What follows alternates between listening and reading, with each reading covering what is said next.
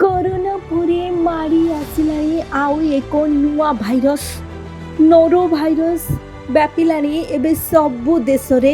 हाँ, आउ मात्र किछि दिनर अपेक्षा यहाँ परे कोरोना भली तांडव रचिब एही भाइरस।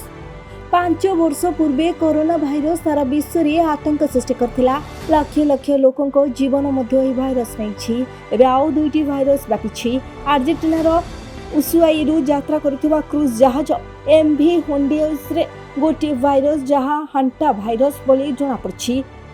तेबे कार्बियन प्रिंसेस क्रूज जहाज रे नोरो भाइरस व्यापिछि। एथिरे थिबा 3166 यात्रीक मध्यरु 102 जन यात्री एवं 13 जन क्रू सदस्य एही भाइरस रे संक्रमित होइछन्ति। क्रूज जहाजटी एप्रिल 28 तारिख रे एक यात्रा पाइंकी बाहरिथिला जहाँ 11 मई रे शेष हेबो।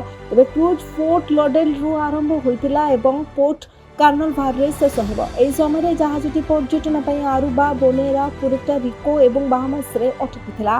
तेबे रोग नियंत्रण एवं प्रतिरोध केन्द्र अनुसार नोरो भाइरस एक संक्रामक भाइरस जहाँ पेट एवं अंतनली संक्रमण कराए। नोरो भाइरस आबद्ध स्थान एवं संक्रमित व्यक्ति संस्पर्श में व्यापी थाए। जेतेबेले क्रूज जहाज थिबा अनेक लोक गोटे पर गोटे पेट समस्या अनुभव कले सेतबेले डाक्तरी परीक्षा करा जायतिला जहाँ नोरो भाइरस चिन्हट होइतिला। तबे सीडीसी अनुसार समस्त यात्री एकाथरे असुस्थ होई नथिले, बरं ସେମାନେ विभिन्न समय रे एवं विभिन्न उपाय असुस्थ होइतिले। असुस्थ रोगी संख्या 3% रे पहुंचबा परे एक सतर्क सूचना जारी करा जायछि।